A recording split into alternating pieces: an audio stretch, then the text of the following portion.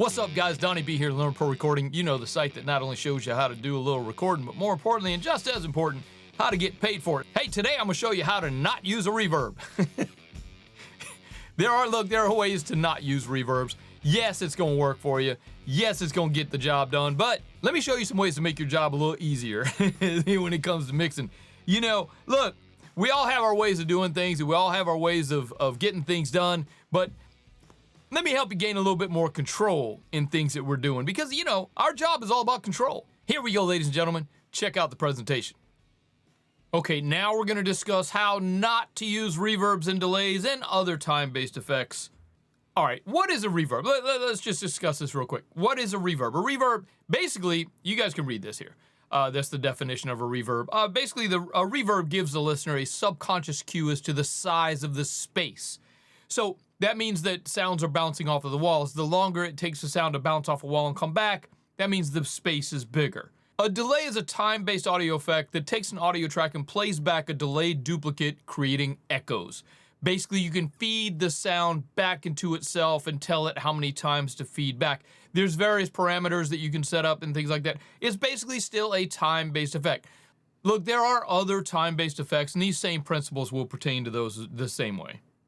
Okay, so you guys remember from the other day we were talking about auxiliary sends and inserts and the differences of those kind of things in the last video.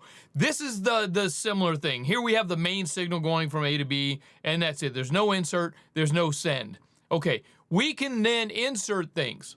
We can insert things such as EQs and compressors and not reverbs and not delays, not choruses. Let me explain. Of course, you can insert a reverb. It's just not the preferred way to do it.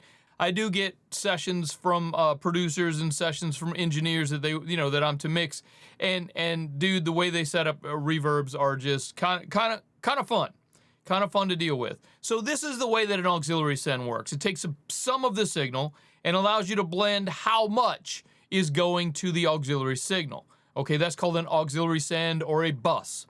Okay, so this is an example of busing to or sending to a reverb or delay. Then the output of that reverb or delay comes into another channel in my mixer. Whether I'm on a console or whether I'm strictly in the box, whether I'm using Pro Tools or whether I'm using Logic or Luna or Studio One or whatever, it does not matter. You send to a delay, you send to a reverb, then you return it to another track. I'll explain why in a second. This is one of the ways I've seen tracks come in from other producers. I don't know if you guys can see what's going on over here, but we have basically what happened is the producer, now this is just the kick drum. He did this to pretty much the kick, the snare, the overheads, the rooms. This session came from a drummer. Okay, so what he basically was doing was duplicating the track and then putting reverb on one of the duplicates and not the other, and blending the output of the two to get the reverb sound that he was looking for. Not an ideal way to do it. Yes, it does work, but this is not the ideal way to do it. Don't do that. Try to avoid that, because all this really does is make your kick drum a little louder at the same time. Now, you can insert, I've seen this more often than the other ways, that you can just insert a reverb and then use the wet dry mix knob to say how much reverb you're actually listening to. Now, again, this is not the preferred way of doing this, and one of the main reasons for that is, let's say that you want to put an equalizer before your reverb to take out some of the frequencies that you don't want going into the reverb.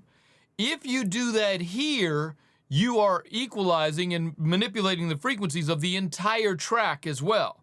So unless you're trying to make your vocals sound like it's on a telephone, that's not going to work for you. This system will work. It's just not a preferred way of doing it. Now, this is a better way of doing just that way.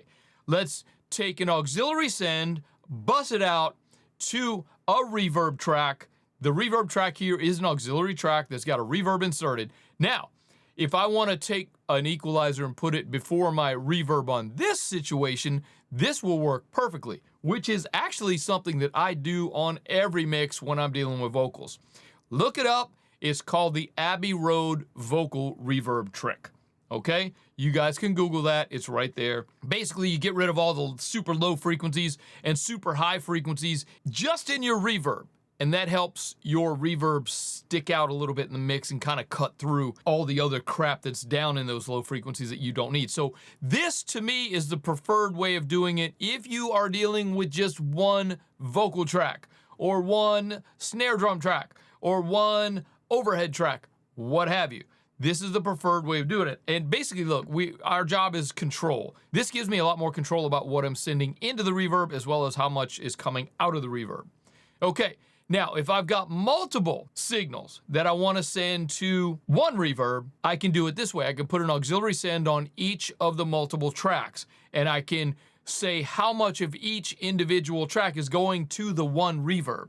This is a more preferred way of doing it if you're going to send multiple tracks. Let's say these are multiple vocals that we're sending to one reverb via a vocal subgroup.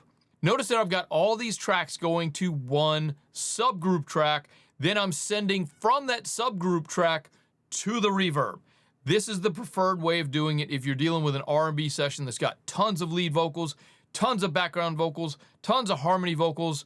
So this is the preferred way of doing that to give you more control, okay? So in summary, look, all these techniques are gonna work, yes, but the more experience you get with mixing, the more that you're gonna realize your life is much easier, the more control that you have in your mix.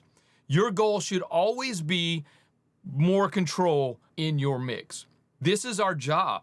This is what we do. Our job is controlling all the sounds together as well as individually. So the more control we can get over individuals and all together, the better it is for our mix. By implementing more control for your effects in your mix, in turn, it will make your mixes better and more efficient, thereby making your life easier. My job today, ladies and gentlemen, is to help you make your life easier. Practice these techniques in your next mix session. See if it gives you some more control over your time-based effects and other effects as well. So try this, see if it makes your life better. Enjoy. Ladies and gentlemen, happy mixing. Donnie B. One more thing. I don't know if you guys know this, but I do coaching. I do one-on-one coaching. I'm going to offer you a free discovery coaching call simply because you hung out with me for this couple of minutes today. And just go to learnprorecording.com/coaching. Get signed up for the free coaching session. Look, you and I are going to hang out for about 45 minutes.